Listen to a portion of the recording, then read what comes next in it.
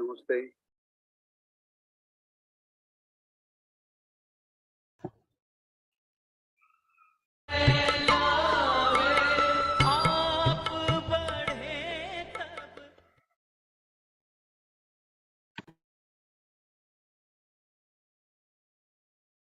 सभी को सादर नमस्ते जी.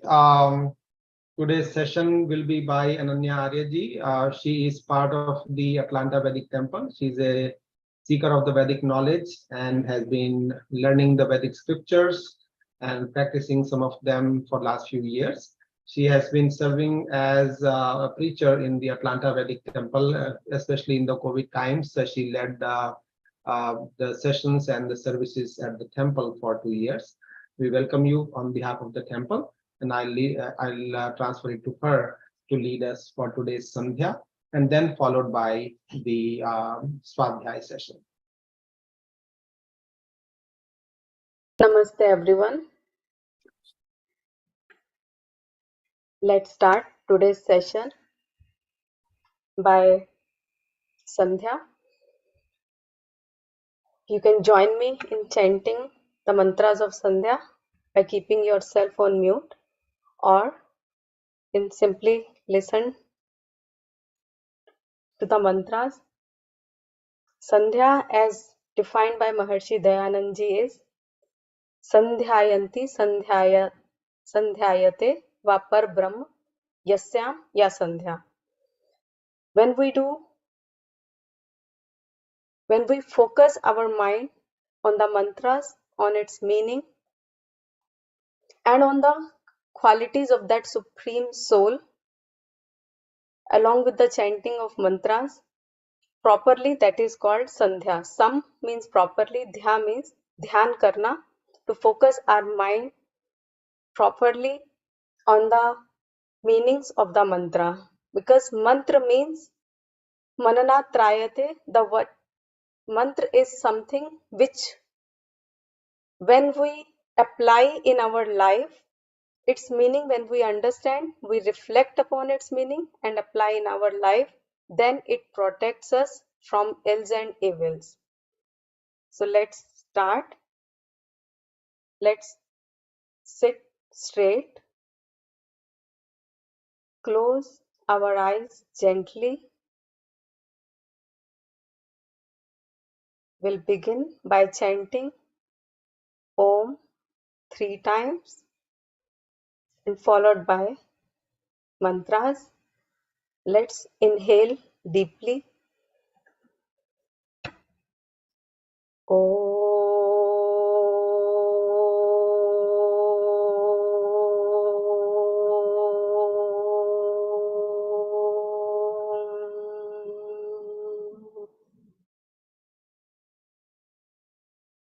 Again, inhale.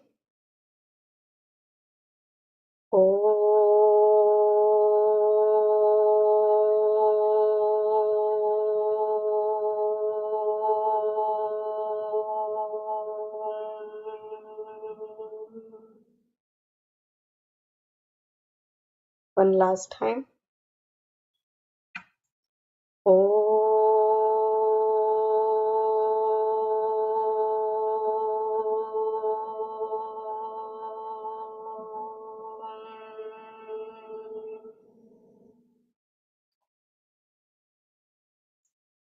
Om Shanno Devirabhishtaya Apo Bhavantu Pitaye Shayyoravisravantu Naha.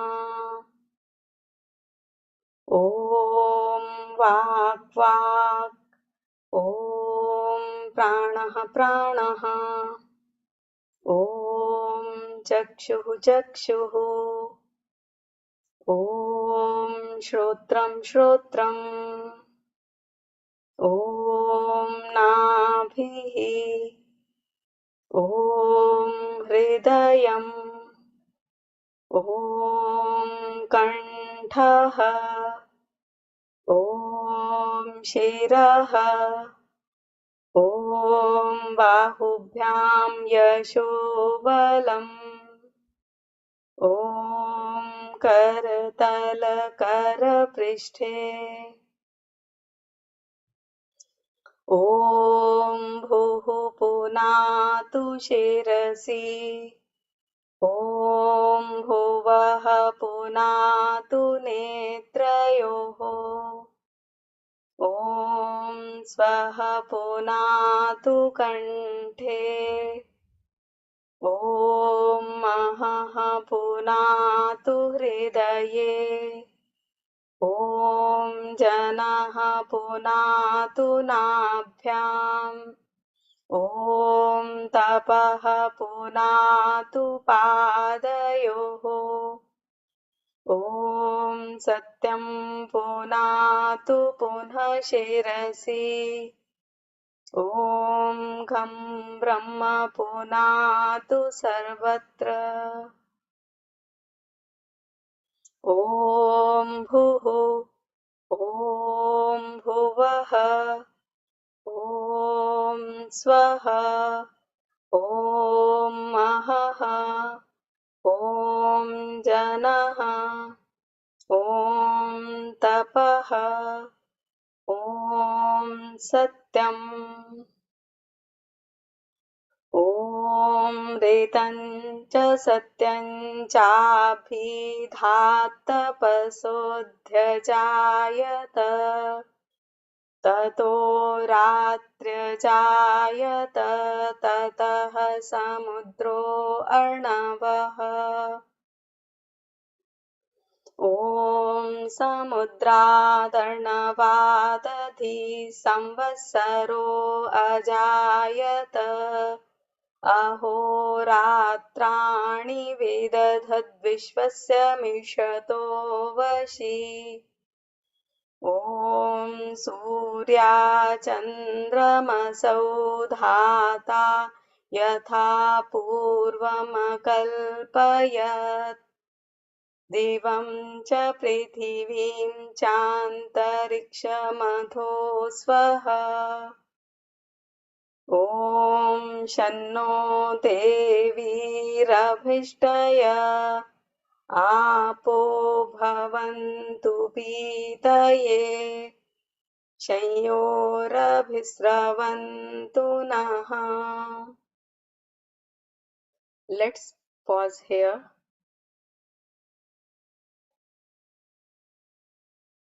Within our minds, reflect upon the meanings of the mantras we chanted so far. We pray to God through these mantras to bless us with healthy body, mind, senses, and intellect, and keep them in discipline so as to do benevolent deeds.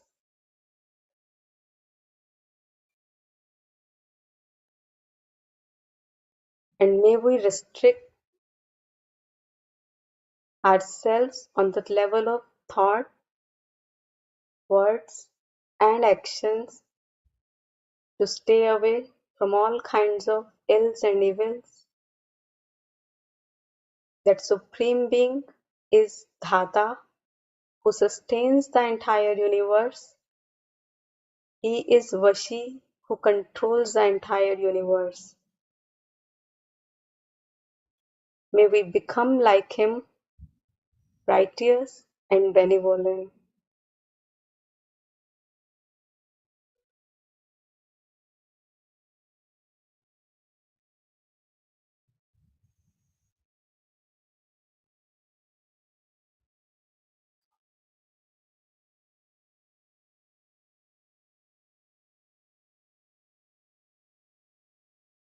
In the upcoming mantras, we focus upon the universal presence of that Supreme Soul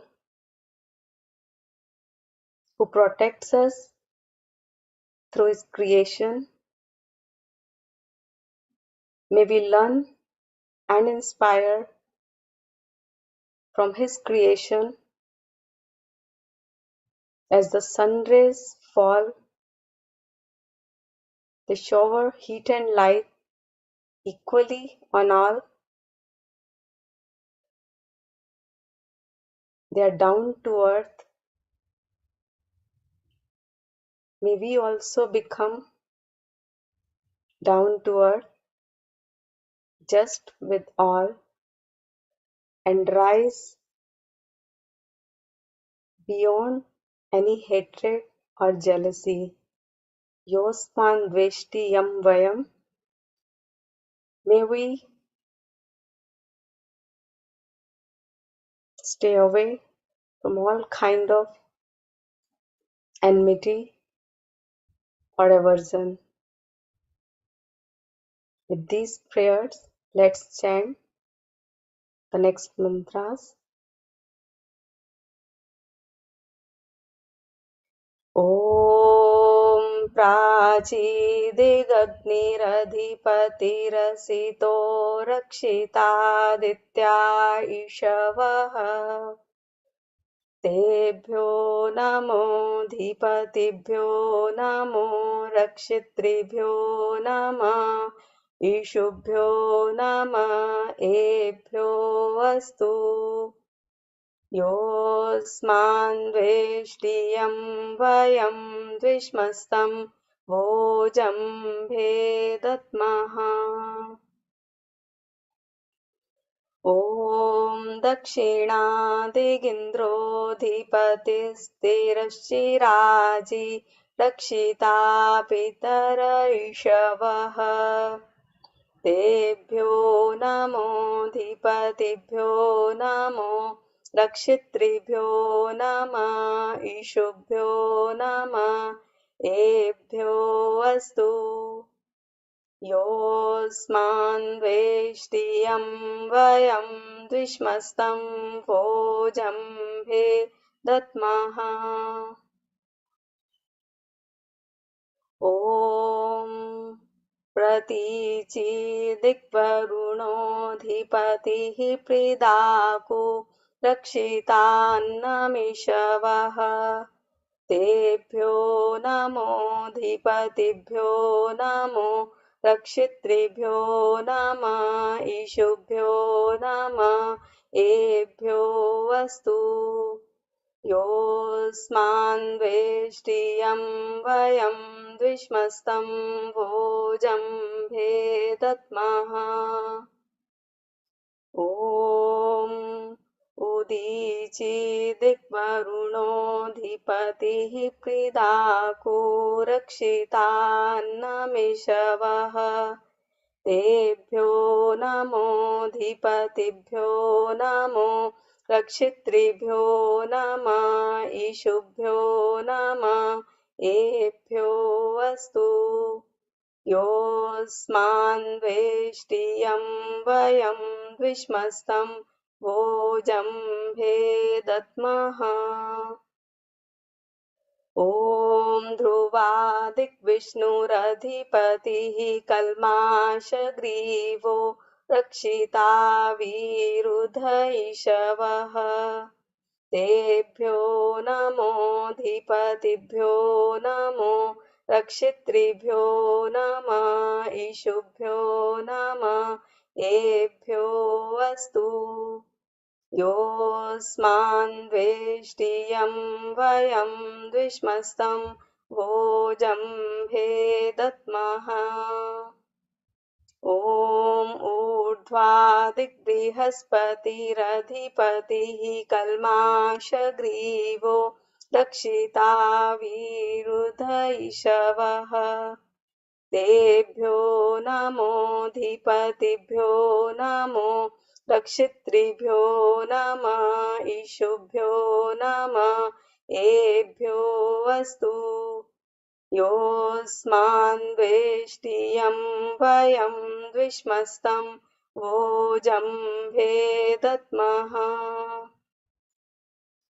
ॐ उद्भयं तमसस्परि स्वः पश्यन्त उत्तरं देवं देवत्रा सूर्यमगन्म ज्योतिरुत्तमम् ॐ उदुत्यं जातवेदसं देवं वहन्ति केतवः ऋषे विश्वाय सूर्यम् ॐ चित्रं देवानामुद्गादनीकं चक्षुर्मित्रस्य वरुणस्याग्नेः आप्राद्या पृथिवी अन्तरिक्षं सूर्य आत्मा जगतस्तस्तु शस्य स्वाहा ॐ तच्चक्षुर्देवहितं पुरस्तात् शुक्रमुच्चरत् पश्येम शरदः शतं जीवेम शरदः शतम् शृणुयाम शरदः शतं प्रब्रवाम शरदः शतम् अदीनाः स्याम शरदः शतम् भूयश्च शरदः शतात् ॐ भूर्भुवः स्वः तत्सवितुर्वरेण्यं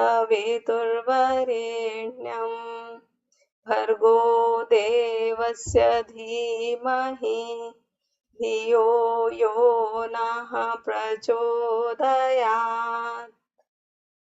हे ईश्वर दयानिधे भवत्कृपयानेन जपोपासनादिकर्मणा धर्मार्थकाममोक्षाणां सद्यः सिद्धिर्भवेन्नः ॐ नमः शम्भवाय च मयोभवाय च नमः शङ्कराय च मयस्कराय च नमः शिवाय च शिवतराय च ॐ शान्तिः शान्तिः शान्तिः Let's open our eyes gently.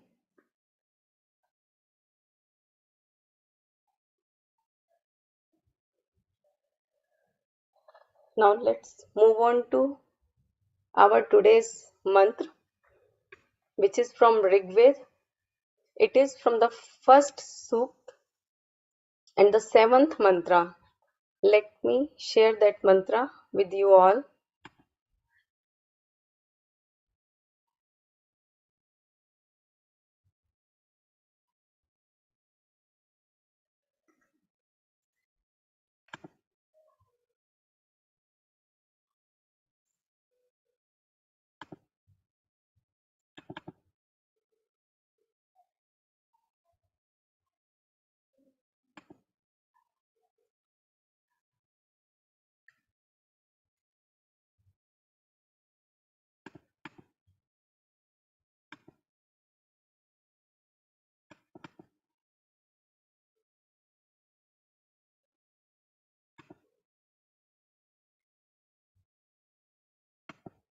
Are you able to see the mantra? Okay. Yes. Yeah. So this is the seventh mantra of the first sukt of the first mandal of Rigved. This is the Agni Sukt, wherein we address the God as Agni. The entire sukt talks about that supreme being, and specifically this mantra talks about how one should do upasana, how one should do worship of that supreme being. In this mantra also we address God as Agni. I will first read the mantra. Mantra is Om Upatvagne Dive Dive Dosha Vastar Dhiyavayam Namo Bharanta Emasi.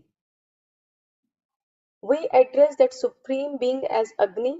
Agni, we all know that is, we also refer Agni as fire, that physical fire Why Supreme Being is also addressed as Agni? Agni means Yat Ager Gachati Tad Agni, the one who moves ahead of all, who is present ahead of all, who exists before the creation, who is our guide. We call that physical fire as Agni because it goes up and it illuminates our path. It shows us the path forward. For example, if I pass through a dark area and I carry a torch or any lamp with me, I keep it ahead of me so that it shows me the path forward. Where should I step forward? Without that, it would be difficult for me to pursue my path. Similarly, that Supreme Being is also called Agni because it also illuminates our life, it also illuminates our path through its knowledge. If I do not have the knowledge, if I do not know what should be done, what should not be done, what should I speak, what should I not speak, what should I eat, what should I not eat, if my knowledge is not right, I would not be able to step up in my life properly, to go ahead in my life properly. So that Supreme Being, that also illuminates, that also shows us the path forward, that also leads me to the noble path in my life. And secondly, Agni is why this is kept ahead of us, because that physical fire that is also used to carry out all our functions or operations in our life. For example, to cook food, I need fire. To grow plants, we also need heat from sunlight. That is also a form of fire. That is also a form of heat. Without that, plants will not grow. Without that fire, our food cannot be cooked. Without that fire, without the similar kind of digestion fire in our bodies, we cannot digest the food. So, and many products, many things are constructed using fire in the form of welding, in the form of electricity, and in many other forms of heat.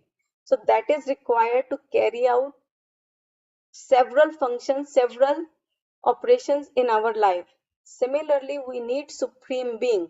Without that, without Him, this whole creation cannot be created. Without Him, the water cycle, the solar cycle, whatever is being run, whatever is being systemized, that cannot be run properly. So that's why we call Him Agni. We keep Him ahead of us. We bow down to Him for His knowledge, for His intelligence, for His wisdom. So similarly, in this also, we address Him as Agni. And the next question is, how should we worship Him? So it says, Upatva, that may we sit near to you. Upa, we know that the meaning of Upa means Sameep. Upa means close. Upa means near. The meaning of worship in Hindi is Upasana. Upasana itself means Upaasan. Asan means to sit, and Upa means close. To sit near God, to close, to be close in the company of God, to feel His presence, to commune with God. That's what Upasana means. And we know that many traditions, many worshipping um, methods have been going on in various sects or various faiths. But what is the real way to worship Him? This mantra exactly tells us. Why is it being said to sit close to that Supreme Being? Because there is a very simple rule. Whatever we sit close to, whatever we want to become in our life, we should sit in that company. Whether somebody wants to become learned or somebody wants to become alcoholic, only company matters a lot. One does not have to put much efforts. With company, the observations he made, he automatically gets inspired by his company.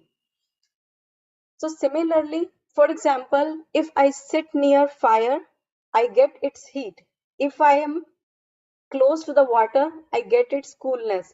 Similarly, this mantra says that the way to worship God, the way to do upasana of God is to sit close to Him. Our senses should not be outward. In fact, our senses should be inward. So when we turn our senses inward, that means we are getting close to that Supreme Being. And automatically we start to get the inspiration, the blessing, the grace of God when we sit near Him. And there are many devotees of Shri Krishna. They also pray, or they also do the worship of the idol of Shri Krishna. They also prostrate before the idol or offer materialistic things, offer flowers, offer prasad, offer anything of that matter, or we see that in front of Shivling as well people offer. So Gita also clearly defines what upasana is. Because I gave the example of especially Shri Krishna is because they also believe in Gita. They are also the followers of Gita. So in the 10th shlok of the 6th chapter of the Gita, that says, the one who is a practitioner, who is a yogi, who is an ascetic, who wants to commune with God, who seeks the company of God, what he should do. So it says, yogi yunjit satatam atmanam rahasi sthitah ekaki yata chittatma nirashira parigrahah. So it says that the practitioner who wants to seek the company of God, he should sit ekaki, he should sit in a secluded place, in an isolated place. It upasana, the real upasana can never be done in group. It can never be done jointly. It is always done in a secluded place, in an isolated place. So it says, isolate yourself in a room or at a place which has minimum distractions or no distraction. Shut yourself out from all the outside objects, from all the objects of the senses, and turn your senses inward. Why inward? This very shlok says that one should satatam, constantly engage his mind. When he sits, when he chooses for himself a secluded place, then rahasi sthitaha, then he should constantly try to engage, try to focus his mind on that supreme soul. Atmanam rahasi. Rahasi means which stays inside us, which is within us. Then he should focus his mind on that supreme being. And this we can also understand with the analogy of water and milk. For example, when milk is mixed with water, it loses its undiluted identity and it gets diluted. Milk gets diluted when it is mixed with water. It cannot retain its original form, its pure form. However, if we keep milk separate from water and turn it into yogurt and then churn it to convert it into butter, now when you mix butter with that water, it will be immiscible. It will not become mixed with the water. It will now remain in its undiluted form. And now it can float over the water, but it will not get mixed with the water. The same is true with our minds as well. Our mind is like milk, and this outside world, this external world is like water. When we turn outward, when we are involved in our external activities, when we turn our senses outward, when we are involved in the subjects of senses, when we see, when we hear, then our mind gets superimposed with external thoughts and the similar things, and it loses its internal self. However, when we spend some time, when we allocate some time for sadhana, for this worshipping, for this upasana, for ourselves, being in a secluded place, we turn our mind inwards and we do not mix it with the outside activities, then we can elevate it constantly to a level where we can easily control our thoughts and mind, where it will not get easily influenced by or easily touched by or easily carried away by the outside thing.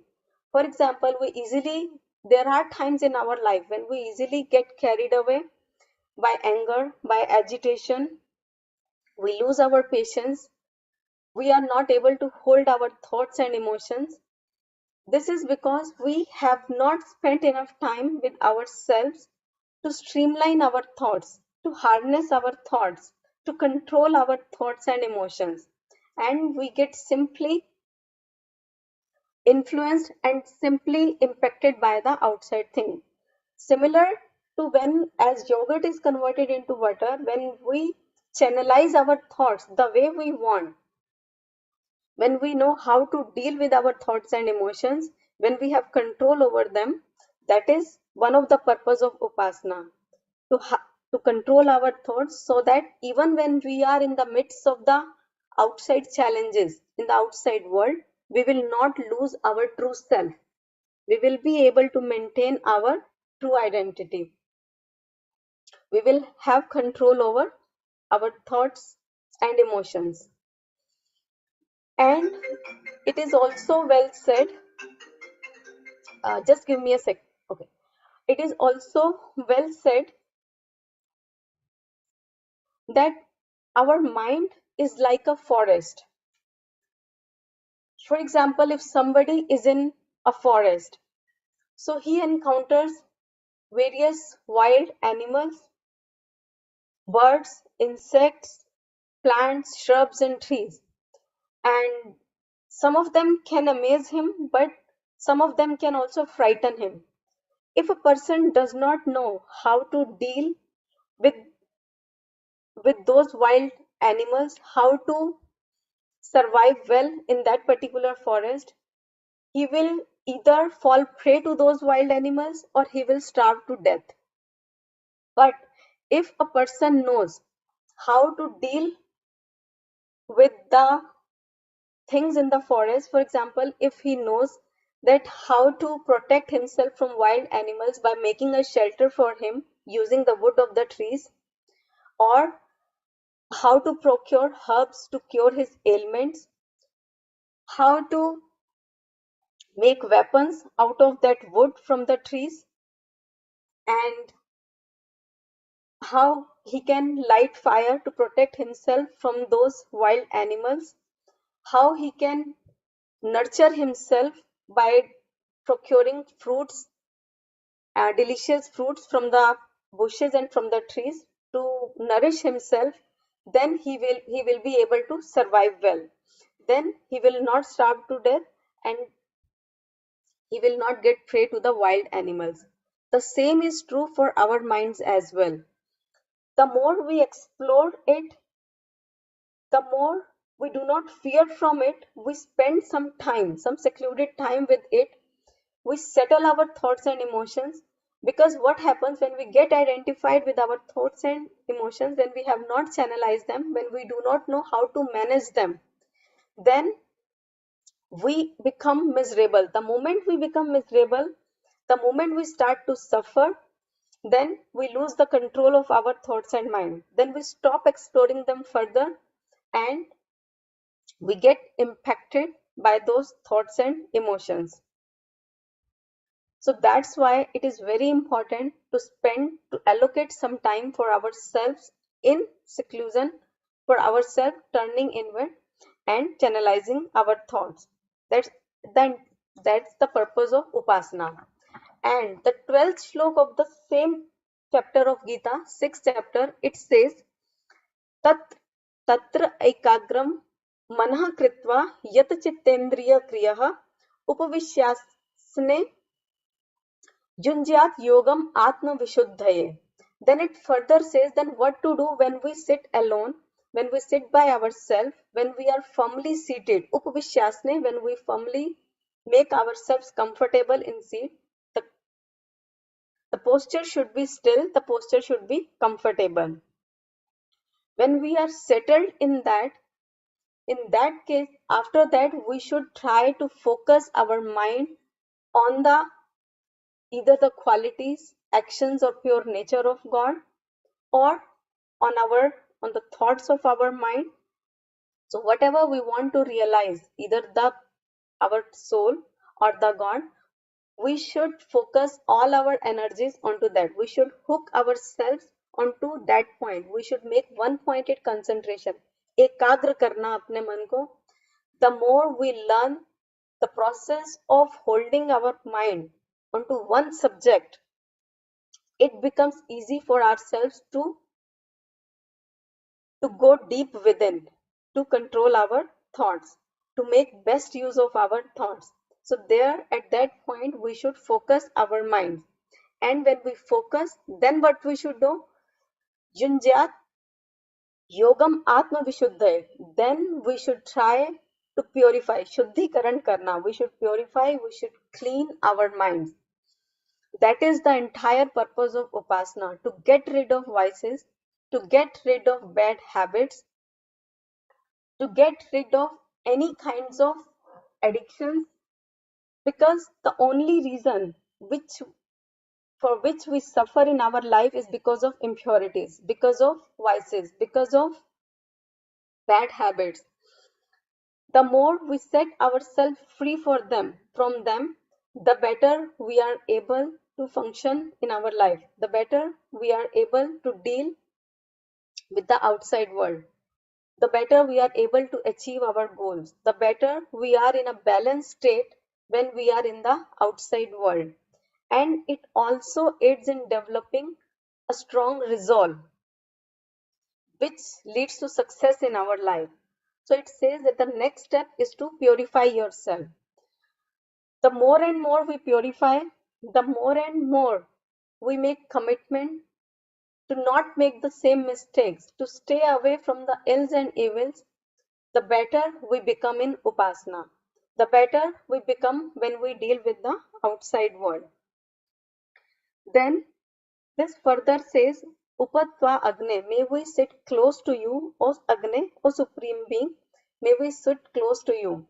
And then it says Dive Dive, that we should sit close to you every day.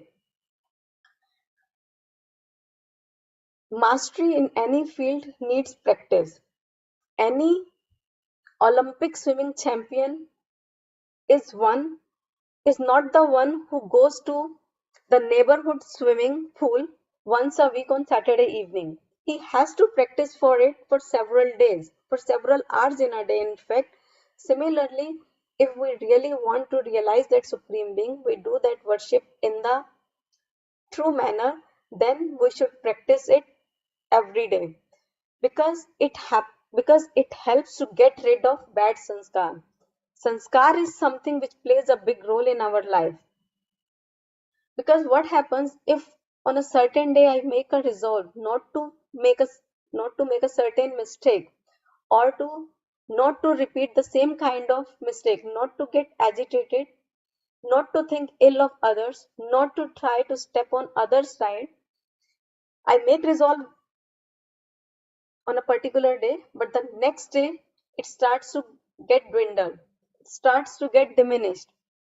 So that's why practice needs to be done every day. When we do it over and over, only then we are able to get rid of the uh, endless impressions of our previous births. So everyday practice helps us. And then it says doshavastah, that upasana should be done in the morning and in the evening time. It should not be done once in a while, or once a week, or once a year. as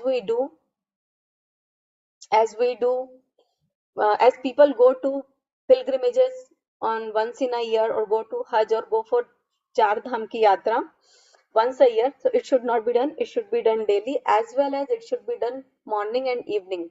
Because when we start our day and when we end our day, in both the cases, when we sit with ourselves, when we try to purify ourselves, when we try to introspect our inner self, then it helps us to strengthen ourselves. It helps to reinforce our resolutions. It makes us strong from inside to not to repeat same kinds of mistakes and to overcome from our shortcomings. So it should be done in, and it is also similar to a storekeeper who opens his store by making proper planning, by making proper preparation. When he prepares well, only then he is able to run his store well. And when he closes his store, also then he evaluates that whatever profit or gain, whatever he did well, whatever he did not do well, whatever things went well and whatever things did not go well, he evaluates them, he analyzes them. Only then he is able to perform better. Similarly, this Upasana is also like a training for us, and training is always going to be a little harder than the actual work field, than the Ananya ji, field of action. 5 minutes, please. Okay, ji. So, so in that case, we should train ourselves in that particular moment.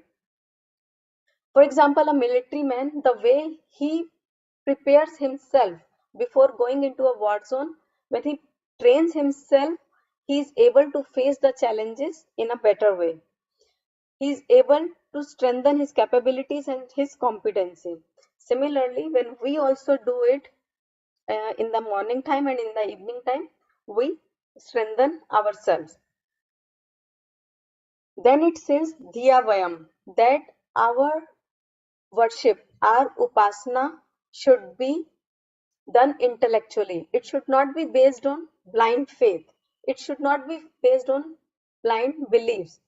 As people used to say that मानो तो भगवान न मानो तो पत्थर, मानो तो बहता पानी, मानो तो गंगा माँ. So they say that it all depends upon our devotion. It all depends upon our belief. It all depends upon our sentiments and intentions with which we do worship. That matters. But the reality is that this mantra clearly says that it should be well supported with truth. It should be well supported with logic. It should not be done on the blind faith, because blind faith can only give us relief, or only give us solace for, or can give us happiness only for some time. It is not going to be long lasting. There are two things. One is being righteous and one is being learned. Being learned means intellectually knowing the things. And being dharmic, being devotional, becoming a person of faith means it's a different thing. Yes, being dharmic is important. Being a person of devotion, being a person of dedication is important. But my devotion, my dedication, my beliefs, they are right or wrong, that can only be learned based on intellect. That can only be learned if they are well supported by rationality. Otherwise, those blind beliefs will support me for some time, and then they will not support me after some time. They will not give me relief. They will not give me happiness after some point of time. So that prayer, that upasana, that should also be done logically. We should try to intellectually understand that whether what is the real nature of God, what is the real nature of soul. Only then I am able to proceed well in this upasana. Then it says Namo Bharanta, that this is the soul of the entire mantra, that when we should do upasana, we should do by not being arrogant, but by being lowering ourselves. Nobody has ever able to achieve anything in his or her life by being arrogant. One has to lower himself or herself. For example, an empty glass can only be filled by a full glass when it keeps itself at a lower level. And even Gita also says, Tad vidhi pranipaten pariprasnena sevaya, that when you want to enter into spirituality, then look for a spiritual teacher and inquire him with your humble questions. Be reverent to him and render your services to him. That's what in Vyavahar Bhanu Swami Dayanand also says by referring to Manusmriti Shloka, that Guru Shushrushaya, that we attain, we learn the truth, we grow in our life only by rendering our service, only by being humble and polite in our life, and not being arrogant in our life. Yes, if somebody has question, yes. We can answer the question later on. Please let us finish this first. Okay. So I'll just end in 2 more lines. So this is the most important thing, that we should not be arrogant. We should let go of our ego. We should let go of our arrogance. Only then we make room in our life to receive that bliss, to receive that grace of God. And in the end, it says, Amasi, may we attain you, may we achieve you, may your bliss, may your joy, may your grace enter in our life, may we are able to attain you in this way. In this way, if we do Upasana, definitely we reach closer to our destination. And that's here the mantra ends. Yeah. You Now, can stop the share screen. Are you sharing the screen? Sure. Yeah. Okay. So now, if we have any questions, please go ahead and ask. Unmute yourself first. Please unmute. Okay, I read the messages. Okay, Avinash ji, if you want to say something, you can unmute, or otherwise, yeah, I read your messages. Thank you. Okay, so I think there are no more questions. Then we can do Shanti part and then we can wrap it up. Sure. Let's close our eyes gently. Om Dev Shantirantariksam Shanti Prithivi Shantirapah Shantiroshadhayah Shanti Vanaspatayah Shantirvishve Devaha Shantirbrahma Shanti Sama Shantiredhi. Om Shanti Shanti Shanti. सबको सादर नमस्ते. So just a reminder, tomorrow we do have a Havan by APSA at 11 a.m. Eastern Time. Acharya Varun Dev will be performing it, and you will have more information about it on the WhatsApp group. If there are no more questions, तो thank you Ananya जी, बहुत बहुत धन्यवाद आपका, बहुत अच्छा लगा सुनकर वैदिक knowledge and गीता का knowledge, and we will see you next week, maybe 2 weeks from now, because you are alternating with the yes ji. So 2 weeks from now. So बहुत बहुत आपका धन्यवाद टाइम निकाल के बोलने का. हमारा एक क्वेश्चन आ रहा है, यश चौधरी जी, अनम्यूट. नमस्ते अनन्या जी. नमस्ते जी. आपका उदाहरण मस्तिष्क या हमारा मन, दूध और संसार पानी बहुत अच्छा लगा. क्या ये कहना उचित होगा कि उस दूध को हम ध्यान के द्वारा, जो पहले जाग जिसको कहते हैं या खट्टा कहते हैं लगाते हैं, दही बनाने का प्रोसेस होता है, उससे वो दही बनता है, और फिर हम बार बार ध्यान जो करते हैं वो चर्निंग हो गई, फिर उससे जो आनंद की प्राप्ति होती है वो मक्खन है जी. तो उसमें अब वो आनंद जो है फिर उस संसार रूपी पानी से ऊपर या अलग ही रहता है, उसमें मिक्स नहीं होता है. इस पर थोड़ा प्रकाश डालेंगे? हाँ जी जी। इसमें मैं यही कहना चाह रही थी दैट होता क्या है कि when we are in the company of people, when we are involve in the outside activities, तो बहुत सारे इम्प्रेशंस हमारे माइंड में होते हैं that they suddenly get triggered, right? For example, if I do not like the way the other person is behaving with me, or somebody is giving disrespect to me, right?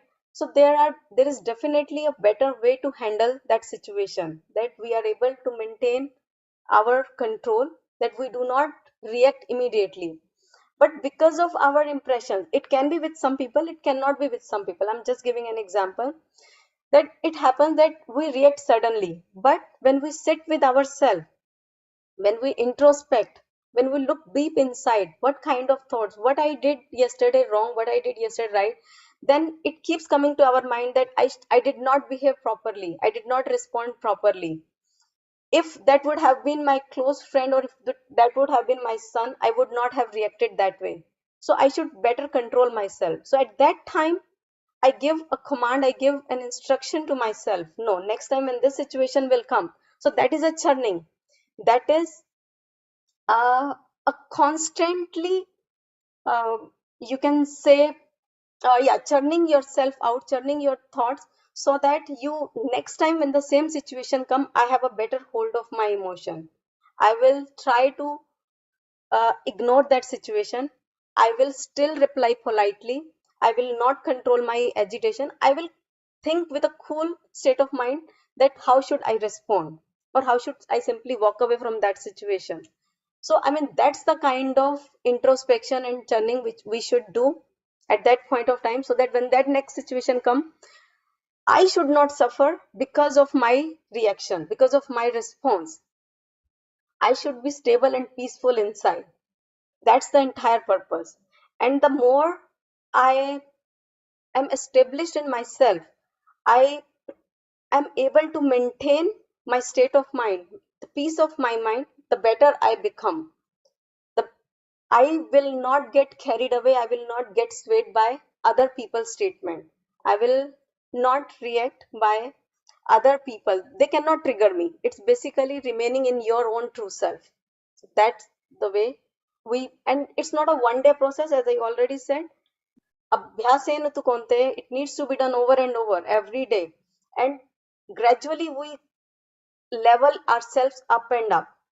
Today we make one mistake here, one mistake there. So gradually we keep on improving ourselves. So we are able to maintain our thoughts and minds. We are able to contain them, and we will not lose control. We are able to forgive others. We will able to tolerate others. We will not react without giving it a proper thought. We will behave properly. ठीक है, बहुत बहुत धन्यवाद जी, सबका बहुत बहुत धन्यवाद जुड़ने का. Have a nice weekend. Thank you. See you next time. धन्यवाद अनन्या जी.